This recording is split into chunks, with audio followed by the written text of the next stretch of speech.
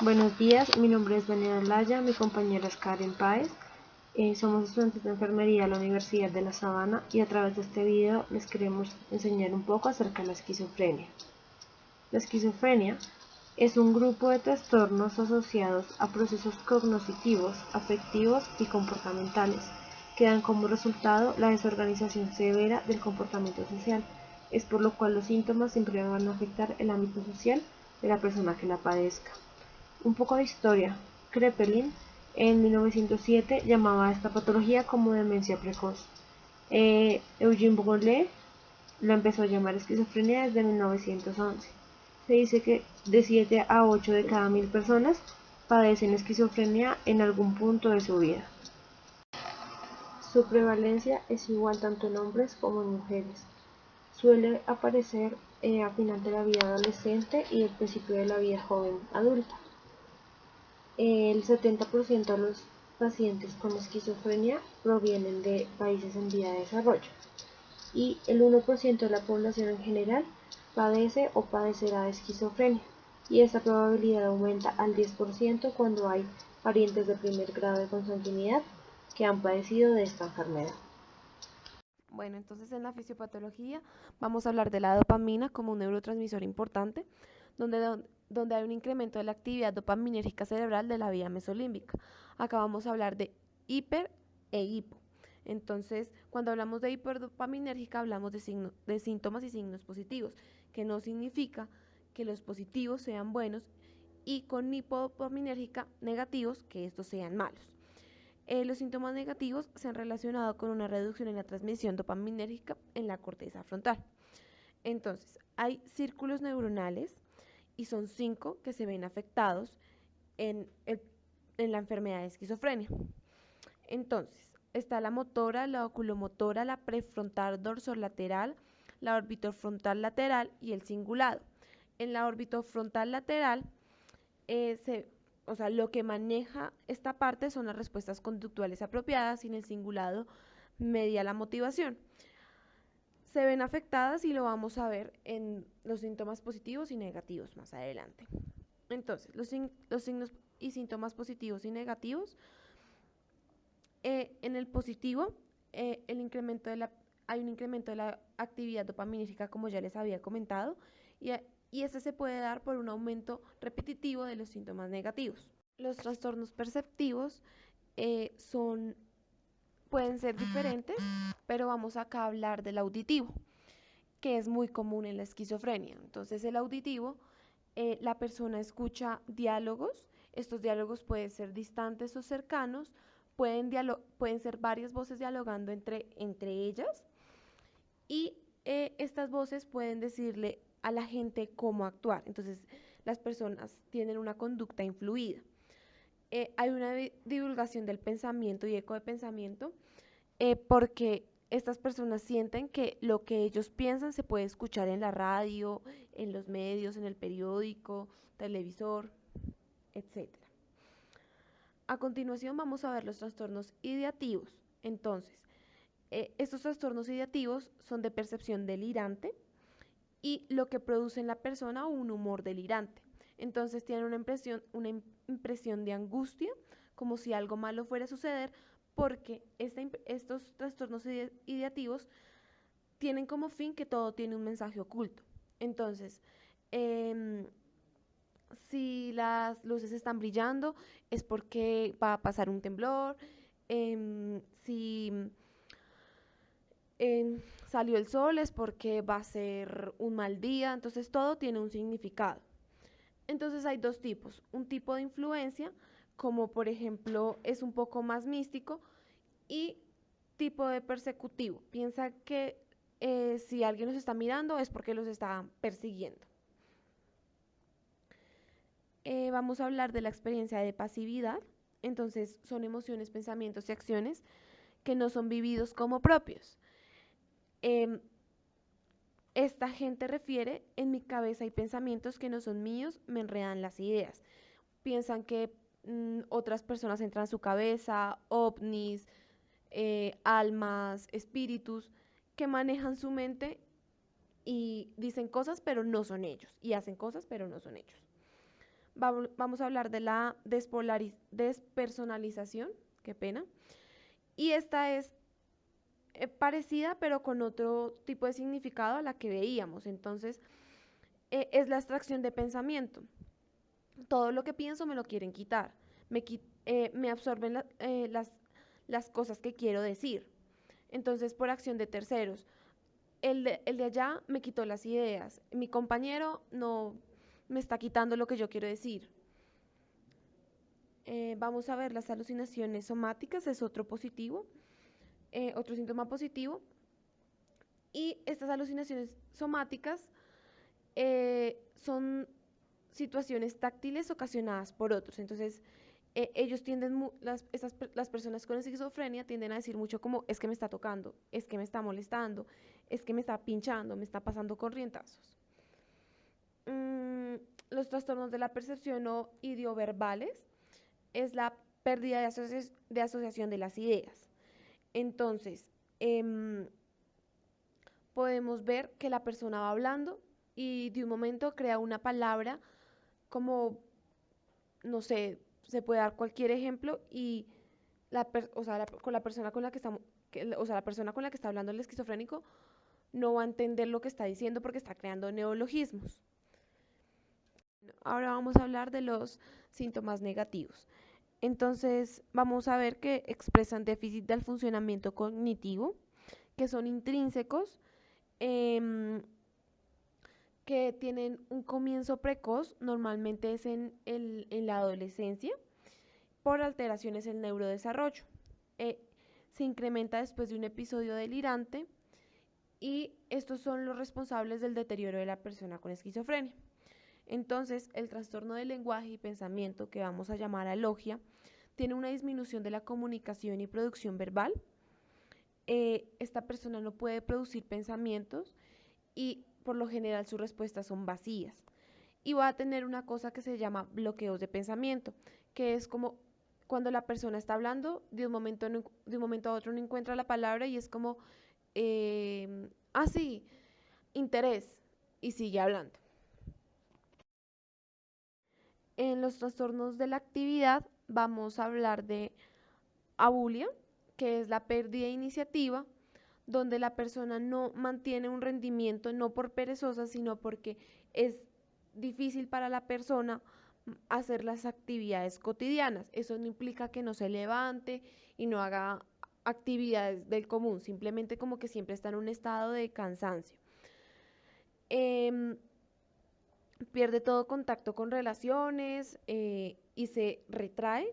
Y vamos a hablar de anergia, que es un estado extremo de la abulia, donde no hay actividades ni siquiera espontáneas, como pararse, querer caminar, absolutamente nada.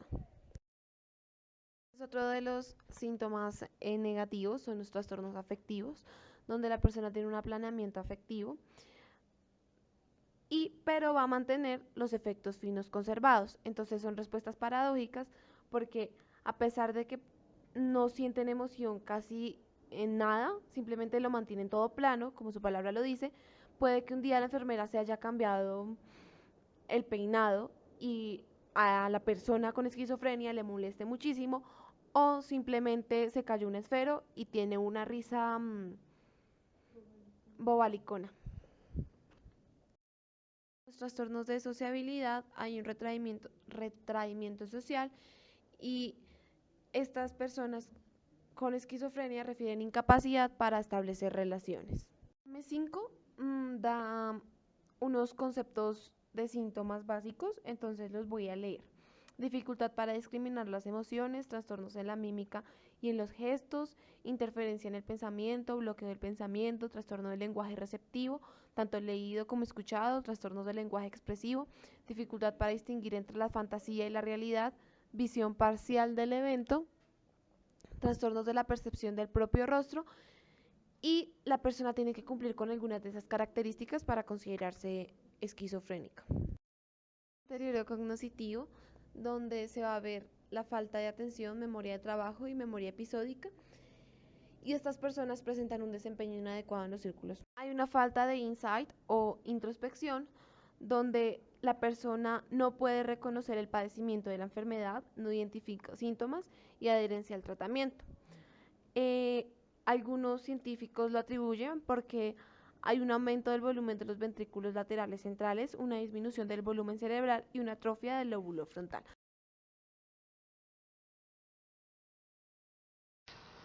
Existen 6 tipos de esquizofrenia, los cuales son paranoide, desorganizada, catatónica, indiferenciada, residual y simple. La primera clase, la paranoide, está caracterizada por sensación de persecución, presencia de ideas delirantes y alucinaciones auditivas. Las personas con este tipo conservan su personalidad, este tipo de aparición tardía y es el de mejor pronóstico. La siguiente es la esquizofrenia desorganizada o everfrénica.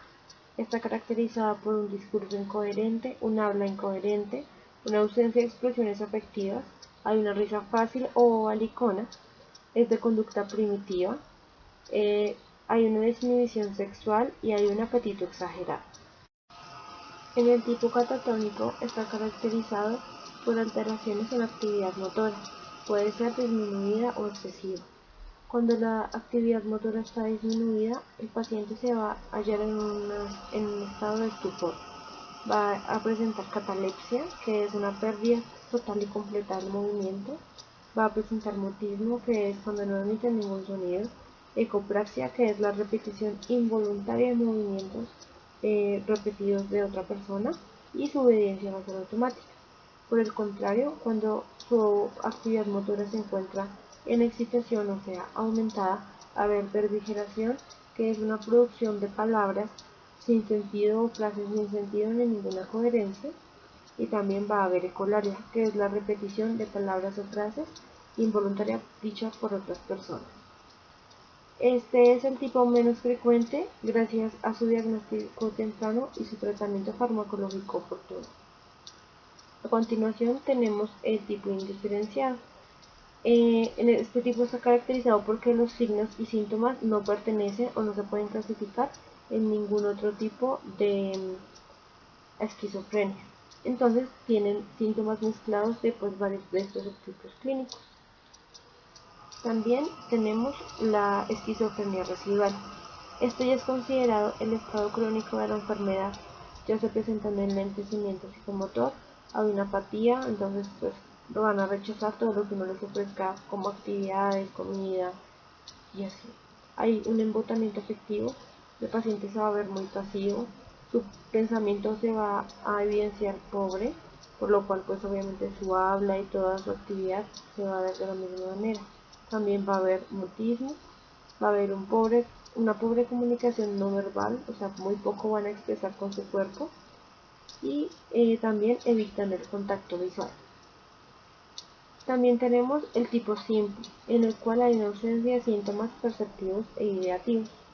Este tipo evoluciona hasta un estado de anedonia continua. La anedonia es en el cual tú ya no le hallas placer a las cosas a las cuales anteriormente les hallabas. Ya no tienes gusto por hacer las cosas, entonces va a haber una pérdida de iniciativa, va a haber indiferencia hacia lo que los rodea, se va a presentar en esta persona un aislamiento social, va a haber también apatía y su comunicación no verbal va a ser muy pobre. Esto se relaciona mucho con los primeros signos que manifiesta una persona cuando le empieza a ir mal en el colegio, cuando empieza a tener problemas de relaciones sociales con sus compañeros en el colegio o en el trabajo. El tratamiento para esta patología se realiza con un tipo de fármacos llamado antipsicóticos o neurolépticos. Estos fármacos aparecieron en 1950 y gracias a él se mejoró el pronóstico de los pacientes con el trastorno, disminuyeron su tiempo de hospitalización y facilitaron su manejo ambulatorio. Y estas ventajas aún se viven y aún se evidencian. También se realiza un tratamiento psicosocial a través de psicoterapia individual, entrenamiento en habilidades sociales, terapia familiar y educación sobre la vida con síntomas de tratamiento farmacológico. Pues todo lo anterior con el fin de mejorar la calidad de vida del paciente y de su familia. Pues hay que tener en cuenta que ellos son pacientes que tienen una alteración a nivel de su relación social y que esto afecta a todas las esferas de su comportamiento. El mecanismo de acción de estos fármacos es bloquear los receptores posinápticos de dopamina en ganglios basales, hipotálamo, sistema límbico, tallo cerebral y médula. Existen dos generaciones, podemos llamarlo de esta manera, que son los típicos, que son los antiguos, y los atípicos, que son los nuevos. Los nuevos inhiben la transmisión de impulsos neuronales y se preferiría su uso de no ser su precio mayor, ya que tienen una menor cantidad de efectos adversos. Los fármacos que hacen parte del grupo de típicos son la levomepromacina, el haloperidol, el pipurtril y la trifluoperacina. Los que hacen parte de los atípicos son la clozapina, la olanzapina, la paliperidona, la quetiapina, la cenapina, el aripiprazol, la risperidona y la ciprasidona. Los efectos adversos de estos fármacos son hipotensión ortostática y síncope, arritmias ventriculares con prolongación del intervalo QT, por efecto antagonista de receptores adrenérgicos alfa 1 y 2 y H1 y colinérgicos. Estos efectos adversos son muy propios del haloperidol. Sedación, somnolencia, hiperfagia y aumento de peso, visión borrosa, boca seca y estreñimiento. Alteración de la termorregulación por un efecto hipotalámico. También pueden presentar síntomas extrapiramidales como acaticia, distocias agudas, coriotestóticos, amenorrea, galactorrea, ginecomastia, hipogonadismo, una disfunción sexual o infertilidad y una hiperprolactinemia. También con los nuevos, que son la clozapina y un poco con la olanzapina, pueden presentar agranulocitosis, granulocitopenia, leucopenia, trombocitopenia y eosinofilia. También intolerancia a la glucosa. Por esta razón, se debe tener un control muy estricto en los niveles de este fármaco y realizar cuadros hemáticos. Vamos a hablar de 3 diagnósticos de enfermería que encontramos. Entonces está el aislamiento social relacionado con alteraciones en el estado mental evidenciado por acciones carentes de significado. En intervenciones se ayuda al paciente a elegir actividades coherentes con sus posibilidades físicas, psicológicas y sociales, ayudar al paciente a identificar sus preferencias en cuanto a actividades, fomentar la participación en actividades o terapias de grupo según corresponda, instruir a la familia para que ofrezca un refuerzo positivo para la participación en actividades y proporcionar actividades con componentes de memoria implícita. No se recomienda lo emocional, aunque Nanda, Nick y Nock esté, como las actividades religiosas. Y todo esto es para que los pacientes den una mejoría. El diagnóstico habla del deterioro de la comunicación relacionada con trastornos psicóticos evidenciado por dificultad para expresar los pensamientos verbalmente y lo que hablábamos anteriormente entre los signos y síntomas positivos, los bloqueos de pensamiento. Van a haber varias intervenciones, como establecer una relación interpersonal de confianza con el paciente, evitar discutir las creencias falsas, establecer dudas con naturalidad, proporcionar comodidad y tranquilidad al paciente, centrar la conversación en los pensamientos subyacentes en vez del contenido de la idea delirante. Realizar el seguimiento de las ideas delirantes por si hubiera presencia de contenidos que resulten dañinos o violentos para la paciente misma. Cabe aclarar acá que todo esto tiene que quedar registrado en las notas de enfermería. Proporcionar comodidad y seguridad del paciente y los demás cuando el paciente sea incapaz de controlar su conducta y ayudar al paciente a evitar o eliminar los factores estresantes que precipiten las ideas delirantes en un ambiente terapéutico. Por último, tenemos el diagnóstico de trastorno de la identidad personal relacionado con trastorno psiquiátrico evidenciado por descripción delirante del yo y sentimientos de extrañeza. En las intervenciones vamos a manejar lo que es establecer una relación interpersonal de confianza con el paciente, que como se han dado cuenta las hemos mencionado en las anteriores porque es muy importante la confianza ya que el paciente puede hablar mejor. Vigilar y regular el nivel de actividad y estimulación en el ambiente, registrar las conductas del paciente que indiquen alucinaciones, fomentar una comunicación clara y abierta, prestar atención a las alucinaciones para ver si su contenido es violento o dañino para la persona, animar al paciente a que discuta los sentimientos o impulsos en lugar de actuar sobre ellos, administrar medicamentos y más que todo controlar sus efectos adversos. Algunos medicamentos, como anteriormente se nombraban, producen efectos no deseados y que los pacientes no son de su agrado, no les gusta. Entonces, implicar al paciente en actividades básicas en la realidad que puedan distraerle de las alucinaciones, como escuchar música o las actividades que se hacen con las personas por lo general. Por último, el artista que nosotros escogimos para presentarles un paciente con esquizofrenia es Daniel Segura Bonet. Él fue un pintor bogotano, falleció a los 28 años el día 11 de mayo del 2011. Él fue diagnosticado con esquizofrenia a los 20 años. En la parte de abajo, en la caja de descripciones, vamos a dejar el link del blog donde van a poder encontrar los cuadros que él pintaba.